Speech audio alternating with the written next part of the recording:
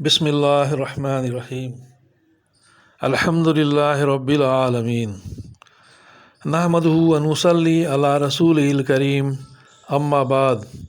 محترم بزرگوں، دوستو، عزیز ساتھیو، السلام علیکم ورحمۃ اللہ وبرکاتہ۔ کیا حال چال ہیں؟ اللہ تعالیٰ سے دعا ہے کہ اللہ تعالیٰ آپ سبوں کو، ہم سبوں کو اور آپ کے اور ہمارے اہل و عیال کو اپنے حفظ امان میں رکھے۔ اللہ تعالیٰ ہم سب کی جان کی، مال کی، عزت کی، آبرو کی، ایمان کی حفاظت فرمائے، آمین یا رب العالمین۔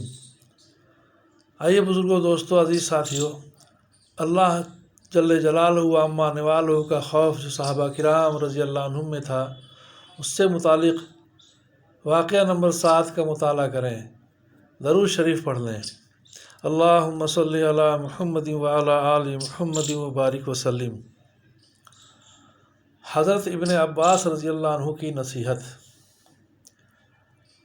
وہب بن منبہ رضی اللہ عنہ کہتے ہیں کہ حضرت عبداللہ بن عباس رضی اللہ عنہ کی ظاہری بینائی جانے کے بعد میں ان کو لیے جا رہا تھا۔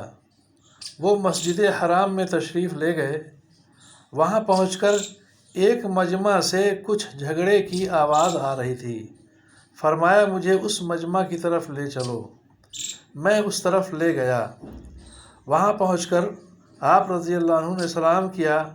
ان لوگوں نے بیٹھنے کی درخواست کی تو آپ نے انکار فرما دیا اور فرمایا کہ تمہیں معلوم نہیں کہ اللہ کے خاص بندوں کی جماعت وہ لوگ ہیں جن کو اس کے خوف نے چپ کرا رکھا ہے، حالانکہ نہ وہ عاجز ہیں نہ گونگے، بلکہ فصیح لوگ ہیں، یعنی صاف زبان والے، بولنے والے لوگ ہیں، سمجھدار ہیں، مگر اللہ تعالیٰ کی بڑائی کے ذکر نے ان کی عقلوں کو اڑا رکھا ہے۔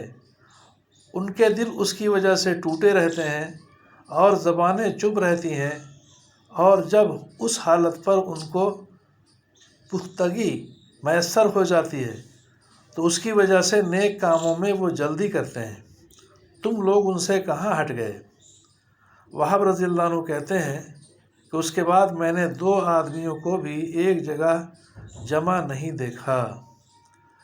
وہ تابعین کا زمانہ تھا کہ ایک صحابی کے بات پر فوراً عمل پر کھڑے ہو گئے سارے لوگ۔ اللہ تعالیٰ ہمیں بھی سمجھ بوجھ کے عمل کی توفیق نصیب فرمائے، آمین یا رب العالمین۔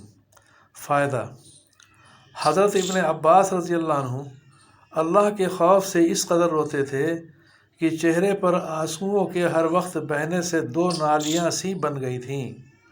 اوپر کے قصے میں حضرت ابن عباس رضی اللہ عنہ نے نیک کاموں پر اہتمام کا ایک سہل نسخہ یہ بتلایا کہ اللہ کی عظمت اور اس کی بڑائی کا سوچ کیا جائے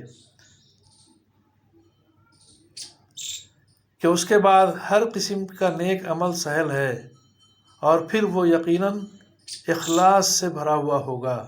رات دن کے 24 گھنٹوں میں اگر تھوڑا سا وقت بھی ہم لوگ اس سوچنے کی خاطر نکال لیں تو کیا مشکل ہے۔ اللہ تعالیٰ ہم سب کو بھی اللہ سے ڈرنے کی توفیق نصیب فرمائے۔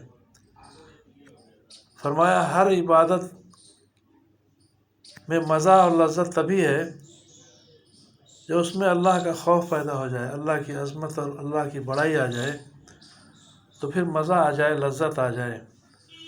اور یہ سارا چیز جو ہے ایمان کی وجہ سے ہوتا ہے۔ جس قدر ایمان مضبوط ہوتا ہے اسی قدر اللہ کا خوف بھی اندر ہوتا ہے۔ اللہ تعالیٰ ہمارے ایمان کو قوی تر کر دے اور اپنا خوف ہمارے دلوں میں ڈال دے اور نیک اعمال میں جلدی کرنے والا بنا دے، اور کہنے سننے سے زیادہ ہم سب کو عمل کی توفیق عطا فرمائے، آمین یا رب العالمین۔